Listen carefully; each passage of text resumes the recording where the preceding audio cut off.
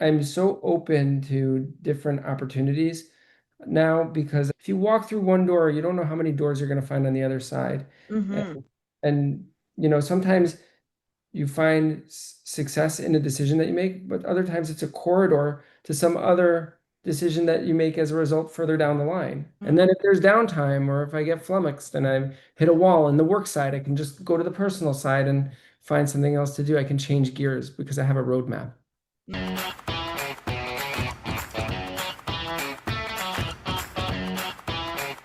Hey everybody, it's Kathy Byrnes here with Real Estate Riches, and today I have Meir Nemestsky, and he's out near Beverly Hills, California.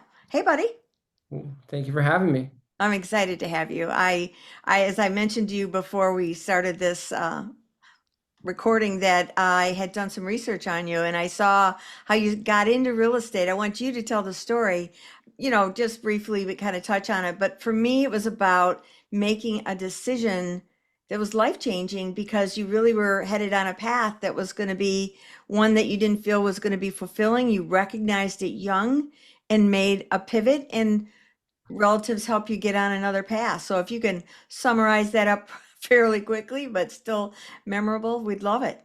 Yeah, I was a good student. I decided I was going to ride my academics into a profession. I wasn't the most confident person, so I wanted to pick a field that even if I ended up mediocre, I could make a nice living. And Mm. science was not my strength in school, although I could compensate for some of that by working hard because overall I had good academic tendencies and a decent head. And I did, and I got into Penn Dental, but it was at the same time as a confluence of other milestones. I mean, in a span of maybe 6 months, I got engaged, graduated, got married, found out I was having a baby. That was the one that was trying to creep its way out of my mouth. I moved and started dental school. It was so many things at once. And actually, the reality on the ground was that I probably could have persevered through it because the worst grade that I got in any of my exams up until the point where I quit was a C. But I was so over the top, past my capacity to uh, to cope. That C felt like it felt like apocalyptic. And so I basically had to step out. The decision to come to LA was simple. It had nothing to do with real estate. It had nothing to do with the job I would ultimately take. And that ultimately keeps me here probably for the rest of my working life. It was because my wife's parents are here. And Ah, they're very supportive people. I owe as much to them as I owe to anybody. mm. Um, they're out traveling in Israel right now, but by the time this gets published, they'll be back and they'll be the first recipients. I want them to know how grateful I am. And Oh, they took us in, my wife and I, as newlyweds, expectant, and we lived in their place. And I had an uncle who I didn't know well. He was actually a first cousin once removed. I did another podcast about this where I told the story in detail, but just quickly, he decided that for whatever period of time I was going to be out of dental school because I made it very clear that I intended to return after my leave of absence. I just felt that I needed to sort some things out internally. He said, "That's okay. You come, you'll work, you'll be productive, you won't be productive. It's fine. Just, you might like the experience." I resisted and he dragged me kicking and screaming. He gave me a place to live. huh. He ultimately put up the down payment on my house when that was way down the road. And I did pay him back, but he's another heroic figure in the story. Yeah. One thing I do want to say about him, though, which I didn't say in the last podcast, is I think the thing that I took with me, the very first life lesson that I learned from him was he said that I was really stressed out because I thought that I needed luxury and what I really needed was stability. And Mm. your eyes are bigger than your needs, basically. And I think something that I've been able to tell myself over the years when things get out of control is that society helps us to confuse our needs with our desires. And it's important to be able to distinguish between those two.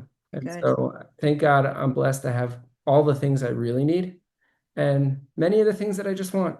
And so when you put it that way, it becomes easier to cope with the ebbs and flows of life. Well, and real estate is a unique life. It's a unique path to walk down.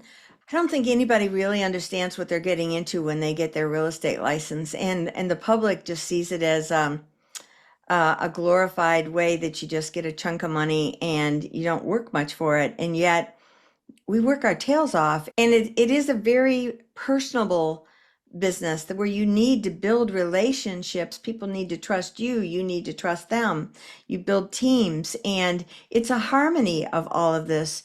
And when agents get in, they just want to know, how do I get leads, how do I sell that house, and how do I get to the closing table so I can get a check. And all that's great and all that's important, but there's a process and systems, and it truly is a business that you need to shape, wouldn't you say? Absolutely. I don't have a slogan for my business, but the marketing company that I work with does.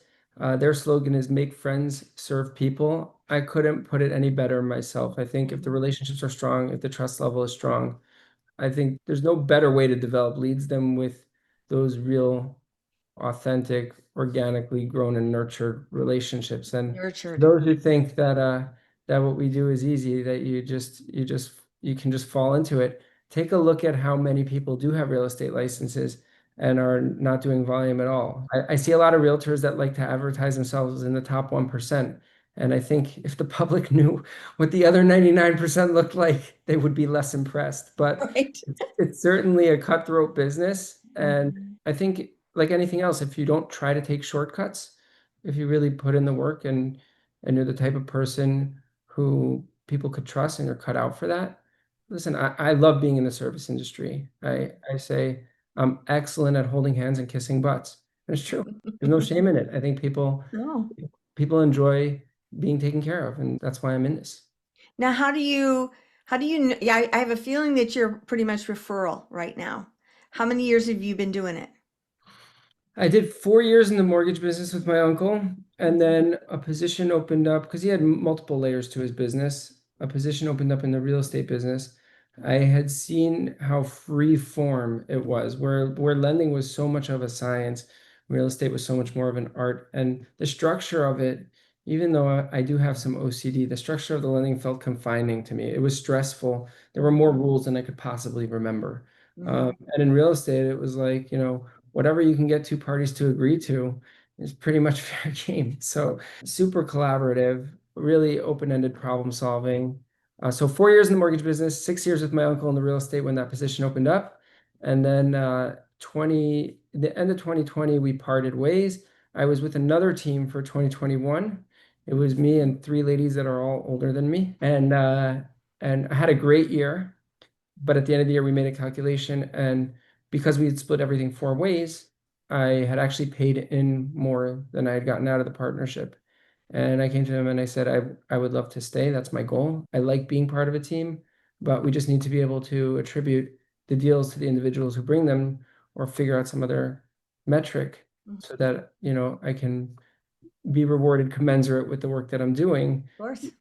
Listen, if I was rolling in a lot of capital and it was extra, maybe I would have felt differently. But everything's tight. I got four kids in private school, Mm. so there were actually it was a great learning moment for me because they were so friendly. They gave me all their blessings. They said, "You need to go. We're not interested in restructuring, but the volume is there. We wish you nothing but success." And Love that. Love and that. I left. It was bittersweet, but ultimately they had my best interest in mind, and I felt good about it. Let me ask you this. How do you nurture the clients that you have now? Because you're a solo agent, I take it? I am a solo agent. I probably will end up growing my team. And part of that is I'm going to have to define which roles I would like to keep and which I'd like to fire myself from. Mhm. But for now, I'm a solo agent. And the way that I nurture it is mainly, I think if we put it into two boxes, maybe quantity and quality. The quantity is other than 5 to 8 on a weeknight, which is when it's dinner, homework, bedtime, showers, etc. for my kids, and other than Friday night, Saturday, which is the Orthodox Jewish Sabbath work, I try to make myself available as needed. Mhm. I know that other people have day jobs. They can't devote their business hours to shopping for a home or else they can't pay for that home. I try to make myself available as much as possible, conforming to the needs of the people. And then the quality is obviously I put the client first and I do all the things that make this a business of integrity for me, but I don't know that that's per se so unique. I also try to keep it fun. And so I'm Mm. liable to say anything on the phone. Keeps it exciting for me. I think the other day someone asked me, how you doing? Like I picked up the phone, they said, how you doing? And I said, I'm like a 9.1. And they said, 9.1? That's really high. I said, I said, yeah, and I even just lost the deal. But when your vital functions are working and your bowel movements are regular, you're doing okay. And I don't know. I have to amuse myself. Yeah, yeah. That's what I do. How are you? Do you use a CRM to stay in touch with your clients? How do you do this? Actually, I am an old soul in more ways than one. I keep a handwritten list, not just for my business, but also I keep it on a clipboard. Hmm. Also for all my personal responsibilities, and I try to rewrite it every single day. Oh And the my. reason I do that instead of keeping it digitally is because at one point I did keep it digitally, and I realized that there was a lot of copy paste. And because I didn't have to think about all the things on that list in order to build that list, I oftentimes didn't reach everything on that list or wasn't even cognizant of things that had sat on the list. So by handwriting that list every day doesn't mean I'm going to get to everything every day, but it Mm-hmm. means at least a moment of awareness is devoted to every single one of my responsibilities. And Mm. then if there's downtime or if I get flummoxed and I hit a wall in the work side, I can just go to the personal side and find something else to do. I can change gears because I have a roadmap. Mm-hmm. So tell me, that's unique, and especially in this digital world where efficiency is so critical.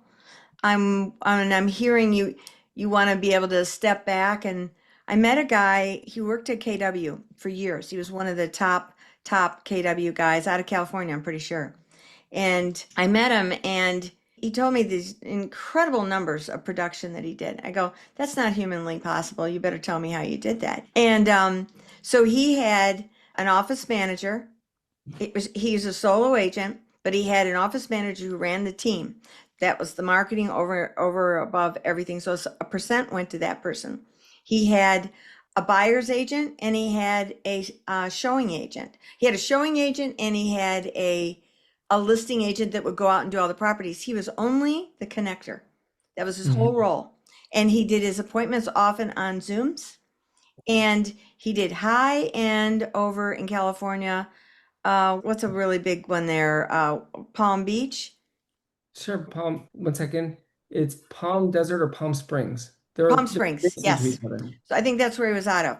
And so he just had all these different people play roles. And I said, well, that costs you a lot of money. He goes, no, it really doesn't. It nets me a lot of money because they're either getting a piece of it, they're either getting a salary, and they have their assigned jobs. The client knows that this is how I run my deal. We meet, you tell me what you're looking for.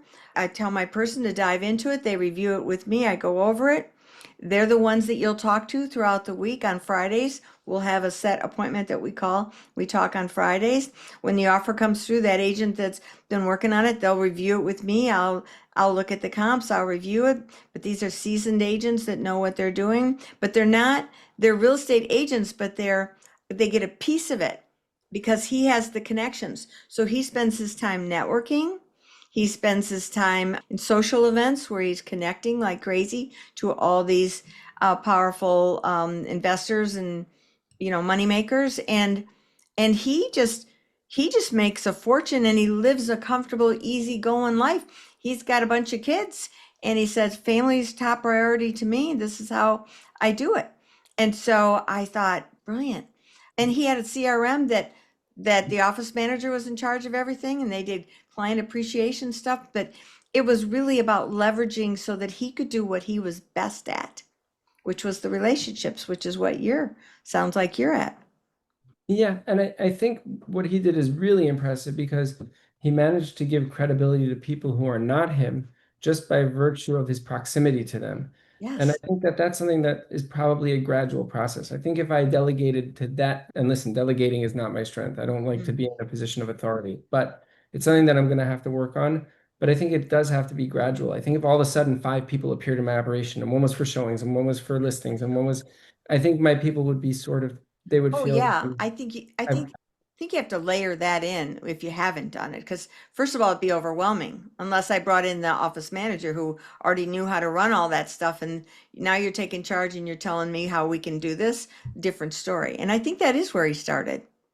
Yeah, I think when you begin to delegate just a little bit and your presence is still felt very strongly in the process, Yes, then that's a more subtle and evolution. And so then you can pull yourself back and delegate out a little bit more and a little bit more until your reputation is that even though you're present just at certain milestones, the operation is still very successful. But I think to get to that point, you have to have a track record at each stage of growth. I do too. I absolutely do. Well, and I'm hearing that, you've been in the business, sounds like around 8 years. Uh, in the real estate side, strictly, it was 2014, and now we're at end of 2025, so maybe 11 to 12 years Yeah. coming in. So a good long time where you've been building it and building it and building it and building repeat business that you can count on. One thing I noticed that you don't seem to do is much with AI. I love AI. Oh, good. I will have conversations with AI when I want to explore a certain topic just for intellectual curiosity. Mm-hmm. And I find that, you can challenge it, you can dialogue with it. It's like speaking to a human being that knows everything. But I don't know, and maybe it's just too new, or maybe I haven't spent enough time investing in learning, but I don't know how I would leverage it for business per se. Do you Mm-hmm. do you have your own take on how that should be done? Well, I've been doing it for about 2.5 years, studying it like crazy, and I pay people to coach me because I coach people who are brand new to it, and like it's great for doing data research. It's just great for analyzing properties and neighborhoods to really dive in and get the meat of the value. Like you said, you were just quoting saying it's $1 million a bedroom is how you kind of look at a house today, regardless of its condition, which I thought, wow, that was interesting. So I would go into like Grok or Perplexity because they're deep research, and I would say, here's the neighborhood, here's comps that I know of that are in there. Um, but let's say I didn't know the neighborhood. This is a perfect example because I didn't. There was one in Charlotte, and my clients were going to sell the house. I had sold it to them 3 years earlier, and they had paid 100 over asking at that time. So they're selling in 3 years, and I'm thinking, oh boy, will we even make the commission back for you? And they also put 132,000 into it. And so I'm researching with Grok, and I said, I don't know this neighborhood. It's a very coveted area. I said, I don't know why it's coveted. Tell me everything that you can tell me about it, because then I want to put that into ChatGPT along with all the MLS sheets that I've looked at that are comparable to this property, and I want to start analyzing it. It told me the pros and cons, why people loved it, why they don't. I said, I'm on a street that appears to be like a popular street within that neighborhood that's more coveted over the others. I want you to take that into consideration. And then when I did all that information into ChatGPT, I said, I gave it the comps, but I gave every single piece of it. I gave it the tax records. I gave the current listing the original MLS when they bought it, all the upgrades that they did to it, how much they spent, what they were.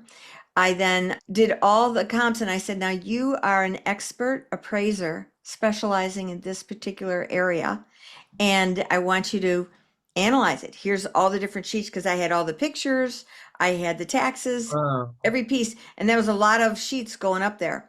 And so plus all the data that was on the background of this area.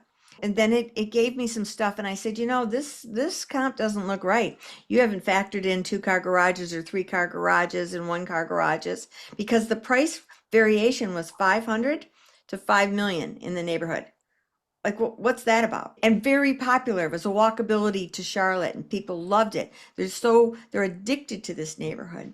And I'm Mhm. like, this doesn't even make sense to me. I don't know how you comp this, because they were all over the place. The $5 million ones were brand new, but on little postage stamp lots, like right up next to each other. And I'm thinking, no way would I want that. But so anyway, It wasn't factoring in the variables of the bedrooms, and I said I want the square footage, I want the bathrooms, I want the bedrooms, I want the garages, if there's a pool, I want all the factors. You're the appraisal, you rascal, and I talked to it like that. And so it said, you're right, Kathy, and it fixed it all up. And I said, okay, now we're talking. I said, now I want to do this where I'm going to price it so I get multiple offers. I said, so I want you to give me the range so that I can factor this in. Because here's all the homes that are active right now in the neighborhood. And so we did it on that agenda. So it says, do you want me to write up a full presentation for your clients to be able to validate what we just did? I said, I sure do. And it said, would you like an Excel spreadsheet that prints it all out? I said, I sure would. And then I brought all that to my clients and I said, here's our range, here's my agenda, here's all the pieces of validating it. And they were blown away. Now, if another realtor had come in and just said, here's what I think it could go, and they were in competition with me, I just won the deal. Mhm. That's why AI is so important for things just like that. And I sold that house in 22 days for full price, and it was very exciting.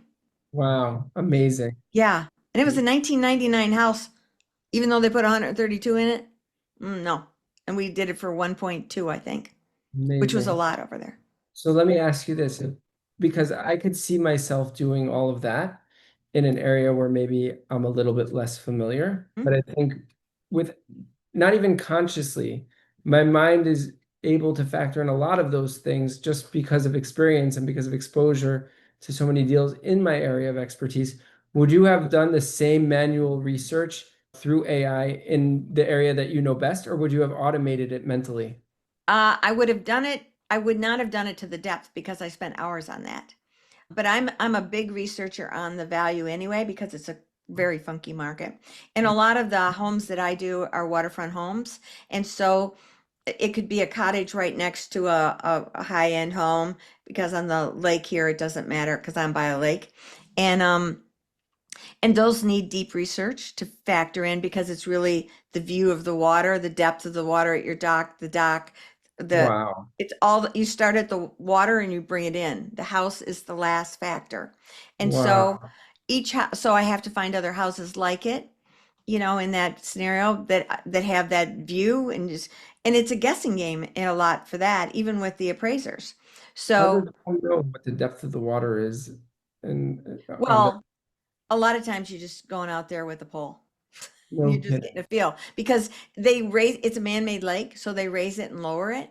So you can kind of see. And also it's also recorded on the website, they'll say it's so and so percent of pond, and then you can look out because I could tell by the slope of the land if it's going to be deep or not because it was Mhm, man-made. mhm, So if I see you're really sloped, I know you got deep water.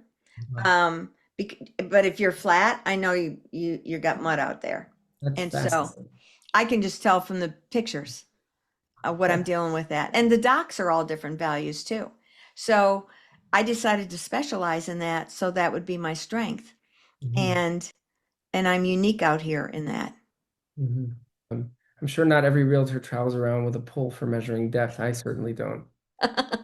I'm sure you don't have to at the ocean. It's a whole different story. It's No, beach. no.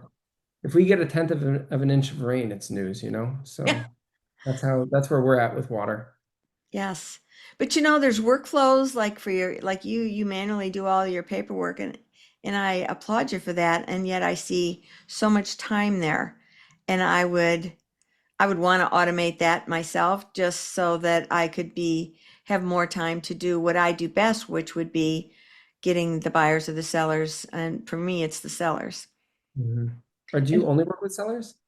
I prefer to only work with sellers. And right now, I've changed everything because I'm 75, so I completely did a shift in my business. And I said, I want to do outgoing referrals globally. So I Mhm, look, Californians love Portugal. So I love to make connections with California realtors and find out in their database, do they buy properties outside of the country? Many mhm, do, and they don't even think of you because you're not letting them know that that's something that you could do. And so those people that have people buying, shoot, there's people buying castles, they're buying all kinds of stuff overseas, high net worth people are spending money like crazy right now, and it's wonderful.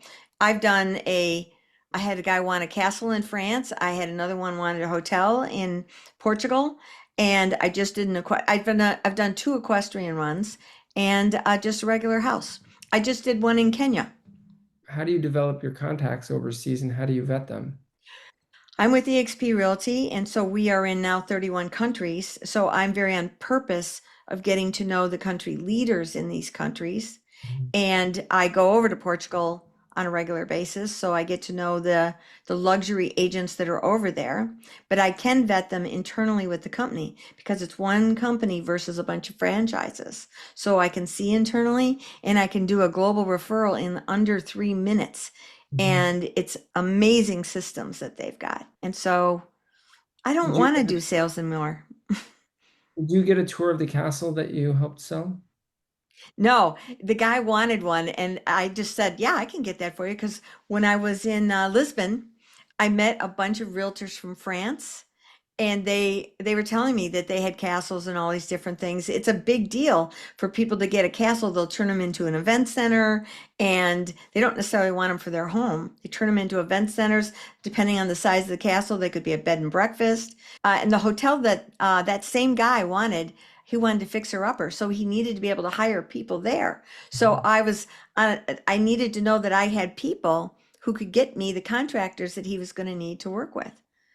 I've done some research about castles in Europe for sale because I'm fascinated by old architecture. Yes. And I found that sometimes they're not as expensive as you might imagine. Right. The maintenance and the red tape around, putting Historic. these things back into condition for use is enormous. Yes. So it's not just the cost of the acquisition. No.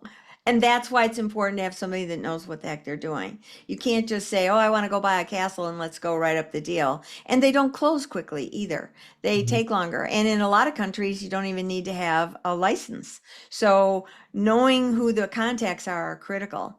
Like I just had one who wanted to buy a home that they saw over in the Algarve. And I said, "Well, Where's they're that? in the Algarve, which is Portugal." Okay. And I said, "Well, I'm going to set you up with an agent and she's going to want to do a Zoom with you." And she goes, "Why? Here's a couple of houses." I said, "It's not like the States."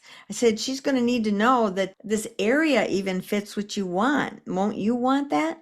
And they go, "Yeah." I go, "That's right. You're going to want to know that you're going to be close to what are the things that you want. If you go to Lisbon, you're walking on streets that are slanted like a mountain every single day." And I knew Mhm. this client had bad knees. I said, "Lisbon's not the place for you." And that's what this gal is going to say. Let's have a meeting. Let's figure out the right spot. What are you looking for? What's important to you? Just like you do with any buyer, right? It's the same thing there. This particular agent, she has a firm that works the whole country. So she's got agents that live in all the different quadrants. And then you got, if you were moving over there, you got movers you need. There's special movers. There's moving pets. There's moving, what kinds of things do you move? There's the attorney to get the things set up. I've got one in New York City that's amazing. She's from Portugal and she does Brazil and Portugal. So money exchangers, another big thing. There's a whole lot of pieces to the pie. And I like this a lot. And I've met all these people as a result. So I get to travel all over the world with my business. That's very cool. I haven't spent any significant time in Lisbon, although I love European travel. I Hmm. did once have a longer stopover, and I grabbed a cab and had him drive me around and give me a tour. And I remember seeing a bridge that looked like the Golden Gate Bridge. Yep, it's there. And I remember seeing not a lot of very old architecture for such a historic city because they explained there was a massive earthquake in 1755 and it demolished a lot of the historic buildings. So, I was like, wow, it really is like San Francisco. Only later did I find out that they're sister cities. Yes, and the weather is so similar. That's why so many Californians are attracted to Portugal. And so start thinking about them. I can connect you. All right. I tell agents all the time. I talked to another guy who was from Beverly Hills, and I said, "Are you talking to your luxury clients about purchasing other places?" And he goes, "No." And I goes, "Why would I?" I said, "Because they're buying. They're buying, and you're not doing the referral." and I Mhm. can connect you so you can do some referrals. And he gave me a referral right after that podcast to Kenya. He goes, "Can you do one in Kenya?" And I said, our company's not in Kenya, but we're in South Africa. Let me see what I can find out." And I found it. It's $1 million oceanfront home that I'm getting the referral of because he didn't want to deal with it. That's incredible. Yeah, it's pretty exciting. Amazing. There's a lot of times, and this kind of happened with my real estate career. I mean, I was dragged through the door kicking and screaming, and look what happens. I'm so open to different opportunities now because I don't know how many, if you walk through one door, you don't know how many doors you're going to find on the other side. And, Mm-hmm. and sometimes you find success in a decision that you make, but other times it's a corridor to some other decision that you make as a result further down the line. And Yes. so I try to take those opportunities. This podcast is one example.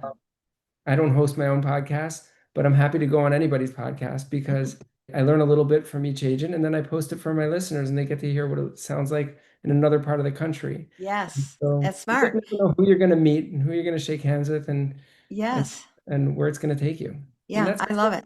I love it too.